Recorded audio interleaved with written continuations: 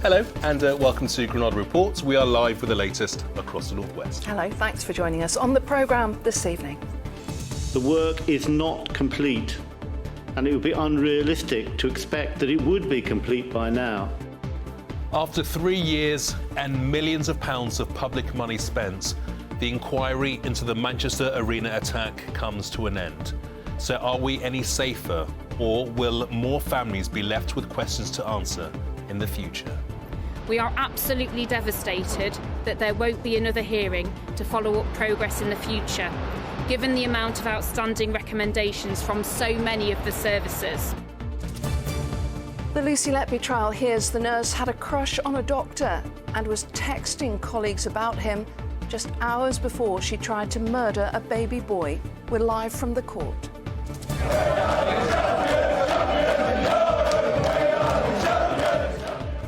No, your eyes don't deceive you. We meet the other Manchester team jetting off to win the top trophy in European football. What's it all about, Alfie? The canine colleague offering cuddles and comfort on the NHS. And hopefully some nice sunshine where you are to round off the day. But what do we have in store for the rest of the week? Join me later for a forecast.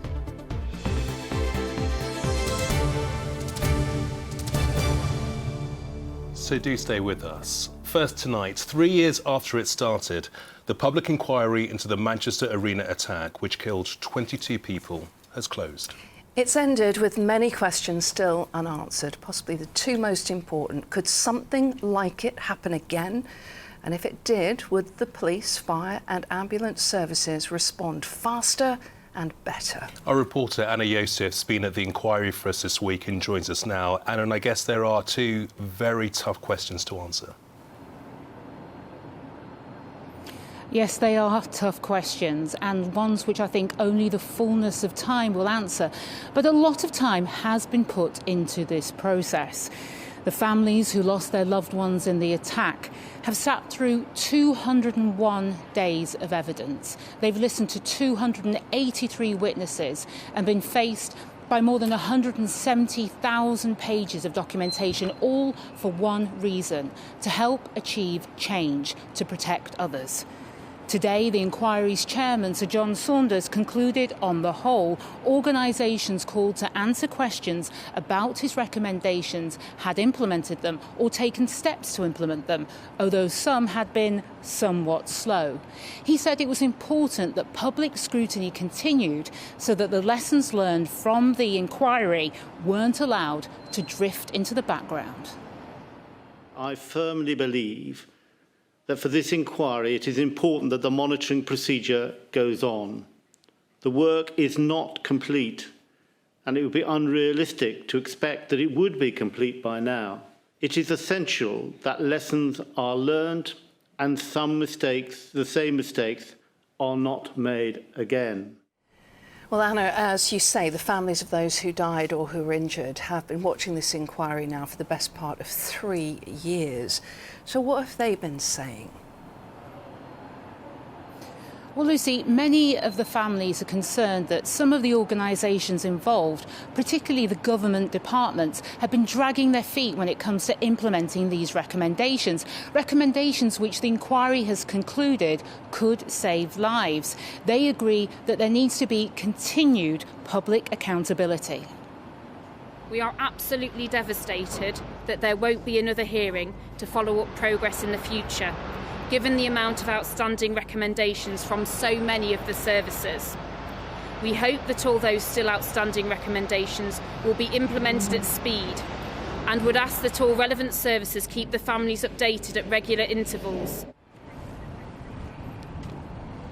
Fegan Murray, whose son Martin Hett was killed in the attack, says that while more work needs to be done, the inquiry has restored her faith in humanity and she wants to be part of the change. The inquiry has been a necessary process to participate with. Today's conclusion will leave me with the space to focus on the next stage of my life, implementing Martin's Law into the UK legislation. We don't want any other family, any other parent, sibling or friend going through what the 22 families have experienced since the Manchester Arena attack. The families hope that when all the changes are implemented as a result of this inquiry, there'll be a lasting legacy for their loved ones. OK, Anna in Manchester, thank you. Well, next tonight, it's been claimed that the nurse, Lucy Letby, was texting non-stop about a doctor she had a crush on just hours before she tried to murder a baby boy. The nurse denies the doctor was her boyfriend, but admits she did love him as a friend. Yeah, she told Manchester Crown Court she didn't do any harm to the baby and that colleagues didn't know how to care for infants who, like him, had the blood condition haemophilia. Well, let's cross live now to our correspondent Elaine Wilcox for the latest. Elaine. Yes, Lucy, this on the 12th day of giving evidence. Lucy Letby told the court that the births of 3 of the babies had stood out in her memory, the twin boys and the baby born with haemophilia. The court was told that the twin boys had been doing well and then one of them had suddenly collapsed just as his parents had left the unit in Chester. Now, Nick Johnson, KC prosecuting, asked Lucy Letby, is it your suggestion that staffing levels caused baby M's collapse? Lucy Letby said, I don't know what caused baby M's collapse. Staffing was an issue that day. Nurses and doctors were very busy. She said baby M was put in a corner of the unit and there wasn't close monitoring that day. She was then asked how some of the baby's records were found under her bed at a house in Chester. Lucy Letby said that was probably because I'd put them in my pocket, telling the court for the first time she collects paper. Elaine, Lucy Letby is then asked about baby N, the boy with haemophilia. Yes, that's right. She said staff on the unit didn't have any real experience of dealing with a baby with haemophilia, but she denied deliberately sabotaging his care and said, and the prosecution said she'd forced an object down the baby's throat. Now, it's claimed just hours before that she had texted a friend about a doctor it's claimed she had a crush on. Lucy Letby said the doctor had sent her a strange message. Her friend, a nurse, had replied saying, "What? Go commando." Now, the prosecution asked, do you know what the implications of going commando means? Lucy Letby said, I don't know what was meant. I can't say right now. She was then asked, do you think it's an army reference, being from Hereford, where there are barracks? I don't know, she said. The court was then shown her reply, which was 4 laughing emojis. The prosecution then said, you didn't like your boyfriend, as they described him, a registrar giving evidence against you. A blushing Lucy Letby said that wasn't fair, and her defence agreed. Now, Lucy Letby denies murdering 7 babies and attempting to kill 10 others. This trial continues tomorrow. Elaine, thank you. In other news today, and police searching for a man who went missing after leaving a pub in Stockport have confirmed his body's been found. Christopher Barlow, who was 31, was last seen in the early hours of Sunday. His body was discovered after a search at the canal in Woodland in Marple. Today, his friends left flowers and football shirts in his memory. The husband of the Coronation Street actor Julie Goodyear has announced she has dementia. I did. Thanks, Ken. Julie is 81 and, of course, ruled the Rovers' return as Bet Lynch for 25 years. In a statement, her husband, Scott Brand, describes the diagnosis as heartbreaking. And councillors in Wirral are meeting as we speak to decide whether to grant the posthumous freedom of the borough to comedian and presenter Paul O'Grady. Paul, who was from Birkenhead, died in March, aged 67. He died just before a new series of For the Love of Dogs, which ITV decided to broadcast in his memory. And a tram strike on the Manchester Metro link that was planned for this weekend has been called off. It was due to impact the Parklife Music Festival, but after talks were led by Mayor Andy Burnham, a new pay offer was made. It will be voted on by members of the Unite Union. Well, next night, calls for more diversity at the top of business. Campaigners want to see a wider range of people in boardrooms, especially people of colour and people with disabilities. Yeah, latest figures from 2021 show that not a single FTSE 100 company had a board member who identifies as having a disability. Well, hoping to change that, our campaigner Lisa Maynard-Atom and Paralympic cycling champion Neil Facking, who lives and trains in Manchester. Yeah, Neil is a boardroom apprentice on a new scheme from the company MBH, where Lisa's a non-exec director. They told me what can be done to prise open those top tables. A couple of reasons, really. I mean, first and foremost, you know, a sporting career is great, but it obviously doesn't last forever. So part of me wants to get involved in the business side. I think that's really comparable to sport. You know, it's very competitive, it's exciting, and it's a world I really enjoy. But you're training really hard at the moment, so how do you juggle that with the boardroom? Yeah, it's interesting. I mean, I guess, you know, a lot of people after a day at work will go off to the gym to de-stress, whereas my work is spending time in the gym. So for me to go and de-stress, it's almost that flip, you know, I want to go and do something else, take my mind off of the sporting world that I'm part of every day. So it's something I always thought I'd like to do, was understand what a board is like, and to get that privilege from MBH to have this apprenticeship for a year. It's something that I'm now no longer daunted by. I don't think it's as scary as perhaps people imagine it is. And why is it so important that disabled people are given these opportunities? Back in 2021, FTSE 100 companies, I saw that the amount of disabled people within their workforces was only 3%, and on the board itself there were no people at all with a disability, which obviously doesn't match up to that 1 in 5 people with a disability in the UK. I mean, Lisa, that's shocking. Is that right across the board? Yeah, so to speak. Unfortunately, it is. I mean, Neil and I were having quite a few conversations about this whilst we were on business, and we were actually doing a lot of research into what do the figures look like in terms of people who identify as having a disability, and they're absolutely shocking. And like I say, the figures that we have found are quite out of date, which is very, very concerning. It's that thing that I've always said, you know, our leaders should reflect the communities and the people that they serve. For myself as a woman of colour, I have been in that situation where if I haven't seen somebody that looks like me, it does kind of put me off kind of applying for a more senior role or trying to get onto a board. And I have been in that position when I was kind of early on, mid-level in my career. You know, I'm very ambitious, very driven, and I'm very passionate about helping people. But I found myself in situations where I just didn't see anybody who looked like me at those top tables. And I think there's an element of that. You know, I think the whole see me, be me piece is really, really important, which is why I think it's fantastic that, you know, MBH are really, really striving to ensure that, you know, our board is as diverse as possible. And I think, you know, if we look at gender, for example, it's a 50-50 split on our board. Our CEO is a woman, which is fantastic. And obviously with Neil on our board as well, we're really working hard to ensure that we have as much diversity as possible. And what are they missing out on by not having more diverse boards, would you say? The diversity of thought, diversity of ideas. I think in terms of innovation, I think diversity is really, really key. I think you're just missing out on just a wealth of talent, a wealth of creativity. So, yeah. Yeah, great point, Lisa. Thank you for that. Neil, you can't go, though, without me asking you how your training is going and how optimistic you are about what's coming up. Yeah, I mean, we're just weeks away now from World Championships in Glasgow. It's going to be a huge event. I'm very optimistic, I have to say. Hopefully, I'd love to come away with a gold from there. Well, let's hope so. But you're missing out on a bit of sleep at the moment.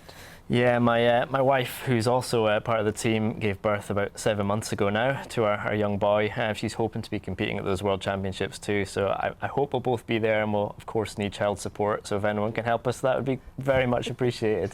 Well, let's hope that Fraser is sleeping well and you can both get some decent sleep, and we'll be looking out for you in that. The very best of luck. Thank you. And thank you so much, both of you, for coming in. Thank you. Pleasure. The lack of sleep after a newborn baby. I know it well. Great sympathy. OK, here's what's still to come on the ITV News at 6:30 with Mary. Coming up on the programme, Prince Harry is back in the High Court. The King's second son gives evidence for a second day over allegations tabloids hacked his phone, as he tells the court he found a tracking device in his ex-girlfriend's car. Also, strikes for summer. Heathrow Airport's staff announced they'll walk out every weekend from June until August. And the freedom of the Wirral. Could the late Paul O'Grady be given a rare honour from the place where he was born? Do join me for those stories and more at 6:30. Yeah, great. Great to see everyone still talking about the lovely Paul O'Grady. On to sport now. Tributes being paid to a rider who has died at the TT races on the Isle of Man. Raul Torres Martinez from Spain crashed during his final lap of the Super Twin motorcycle race yesterday. Organisers say their sympathy is with his family and friends. Yeah, such terrible news. Well, of course, just taking part in the TT is an ever-present risk for the racers. Yeah, no one knows that better than Fiona Baker-Holden from Cumbria. She suffered horrific injuries in a crash when she was riding as a passenger to her father in a sidecar event at the TT 5 years ago. Well, she's back on the Isle of Man, still in love with the TT and wanting to give something back to the Walton Centre in Liverpool, the hospital which helped her make a remarkable return to health. Our Isle of Man reporter Joshua Stokes caught up with her at the grandstand. These were some of Fiona's final memories of racing. On track for a lap record in 2018. Dad and I were doing really well. We'd caught up to a bike in front of us, and in that blink of an eye, as it were, 2 weeks had passed and we'd had an accident. We'd crashed at 130 miles an hour. I believe I got spat 20 metres up in the air and hit a tree and landed back on the track. Fiona had broken her neck and doctors feared she'd be paralysed for life. 5 years on and she's back at the TT supporting her partner. John still races in the Isle of Man despite the risks. I have a funny philosophy that when it's your time, it's your time. And I lost my sister to cancer 10 years ago. And I think you just got to get on with life and enjoy what you want to do when you want to do it. But it is dangerous. I've lost friends and it is a risk. But you always think it's not going to happen to you and you try and cover every possibility and make sure everything's safe as much as it can be. We're a team. You know, I help him to achieve out on track. I'm there for him. I would never stop him doing it. You know, that's not what it's about. You know, whatever, I'm wholly behind what he does. The pair are now planning a self-funded trek up Mount Everest, raising money for the people who saved Fiona's life. When I was at the Walton Centre, the care and attention that I got from them was just fabulous. Even when I was lying in my hospital bed there at the Walton Centre, it was like, I've got to do something to say thank you to them, you know, for the good care and attention, because essentially they saved my life. And despite the serious nature of the accident, it hasn't stopped Fiona coming back. I keep saying to people it's a bit like a bitter divorce where you're still in love with the person that's leaving you, because I just want to race. To me, it's an inexplicable necessity. You just sometimes don't know why you do it, but you just have to do it. The sense of freedom, I'd do it again in a heartbeat. Joshua Stokes, ITV News in the Isle of Man. Such an incredible story, isn't it? So brave. Yeah. In other TT news today, Northern Ireland's Michael Dunlop took the win in the Supersport race this afternoon, his 25th victory on the Isle of Man. He'd already become the second most successful TT rider yesterday after overtaking Morecambe's John McGuinness. He's now just one win away from matching his uncle, Joey Dunlop, and he'll have 3 more opportunities to overtake him this week. In football, it's being reported that Sheikh Jassim has made an improved 5th and what he says is a final bid for Manchester United. It's understood the Sheikh, who's from Qatar, still wants to buy United outright. He's told the current owners, the Glazer family, that he will pull out on Friday if they don't accept this new offer. The other declared bidder is the Greater Manchester businessman Sir Jim Ratcliffe. Now, everyone's attention in the footballing world may be on the UEFA Champions League final between Manchester City and Inter Milan this Saturday.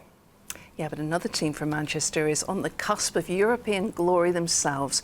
FC United are defending the Phoenix Trophy, also known as the non-league Champions League. The finals tomorrow at the San Siro Stadium. Aaron Lau went to Liverpool John Lennon Airport to wave them off. That feeling of lifting a European trophy can't be recreated. Or can it? That's what FC United will be looking to do when they defend the Phoenix Trophy, also known as the non-league Champions League. The team from Moston packed their bags and headed to Liverpool John Lennon Airport this morning as they boarded a flight to Milan. Although it's not the glitz and the glamour of the UEFA Champions League, the final is being played at one of its venues, the San Siro, a stadium graced by legends of the game. It's what dreams are made of, isn't it, really? I think the best players in the world have played in that stadium. So like, yeah, it's just a proud moment really, just to get to step on that pitch and even play on it it's a great feeling.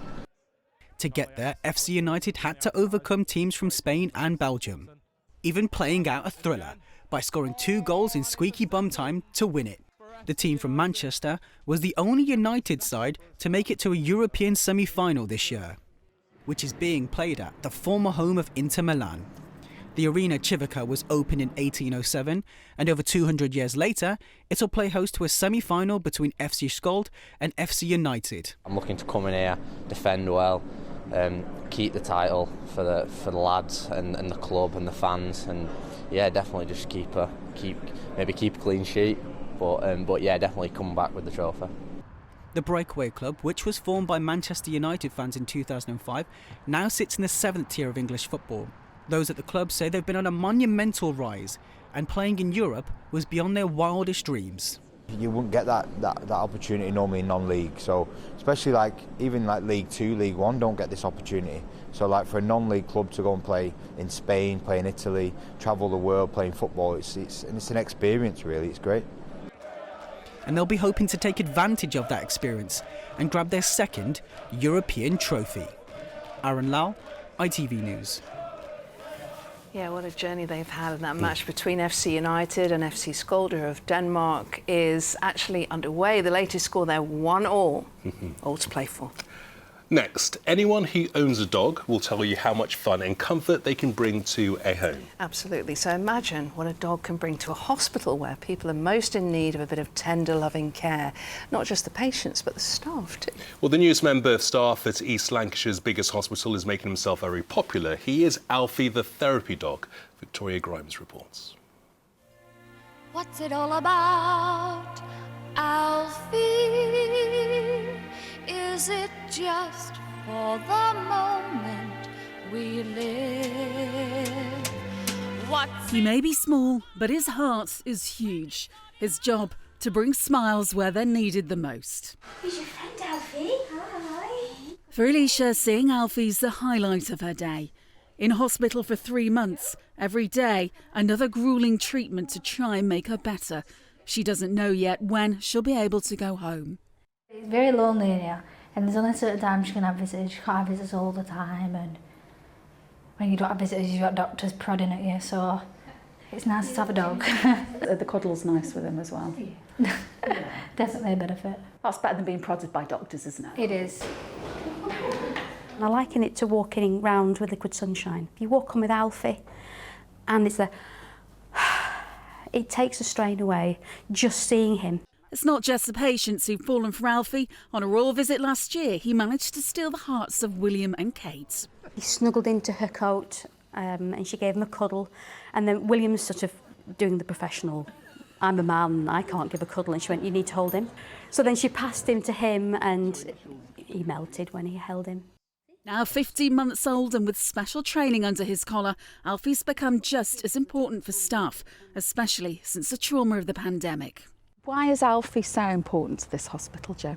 When people are struggling, sometimes just seeing him is a little bit of a diversion from what's happening. Staff feel a little bit of comfort from him, and it is just something else that makes life at work a little bit more easier, I suppose. Often I'll be in a really tricky meeting or dealing with something difficult, and his little face will appear at your chair, and you just sort of look down, and it just takes some of the stress out of the system, you know, and it's everything what we're trying to achieve for all staff, chief executive, ward nurses, and indeed patients. Thanks to grants from NHS Charities Together, Alfie is here to stay, along with a new retail hub to help raise even more funds for the hospital. I want to say a massive thank you to everybody who donated, who did something and is still doing for the NHS charities. It makes a difference everywhere, from outside spaces, staff breakout rooms, Alfie the dog. Well, thanks to Alfie, staff and patients here have no doubt about how much they're valued. Victoria Grimes, ITV News, Blackburn. You see, that's what it's all about, Alfie. Now let's get the weather from Jo. Why do I need a shower? I've been out in the rain. The faster you go, the sooner you'll be out. You'll save water too. United Utilities sponsors ITV Granada weather. Thank you. Very good evening to you. Some nice sunshine getting out at last today, and over the next couple of days you'll be chasing cloud amounts around. However, where we find the sunshine, UV levels will be high. It stays fine until the weekend, increasingly breezy for western parts of the region during tonight and tomorrow, with humidity on the rise in the run-up to the weekend. A deep low-pressure system currently over the Bay of Biscay will slowly push towards the UK as we get towards the weekend. It isn't going to bring any stormy weather, but it will serve to just nudge that high pressure that's been dominating things away to the northeast, allowing moisture to move in across the country, and this will form a few heavy, thundery downpours during Saturday afternoon and for Sunday. But back to today and heading into tonight, clear and dry for all of us. Cloud encroaching again into the east as we go through the night, and a bit of a breeze picking up for those western coasts as we head into the early hours of Thursday. 7 or 8 Celsius away from towns and cities, not particularly chilly overnight tonight. On to tomorrow, the sun will be up at 4:42, setting at 9:38 tomorrow evening. Thursday could start on a rather cloudy note. Hopefully that sunshine getting through quite quickly where you are if you're looking forward to a bit of that. A breezy day again for our coastal resorts. During the afternoon, blue skies getting out for many of us. High UV levels, of course, and temperatures quite widely tomorrow, nudging up to 20 or 21 Celsius. Looking a little further ahead, and we'll see those temperatures picking up day on day as we roll towards the weekend. Plenty of sunshine around, certainly on Friday and Saturday. By the end of Saturday, there's the threat of a few heavy thundery downpours, and that'll certainly be the case again on Sunday. But in between, some decent spells of sunshine to look forward to. Humidity on the up, though. United Utilities sponsors ITV Granada weather.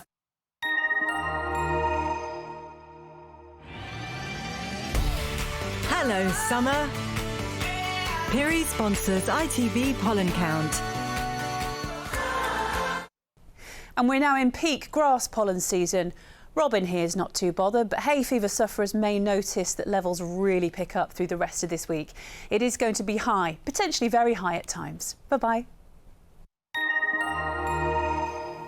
Lovely, thanks, Joe. I'm still thinking about Alfie. We all need one in our workplace, don't we? Yeah, the Get Gamal a Dog campaign is hotting up. That's the plan. Bye-bye. Bye.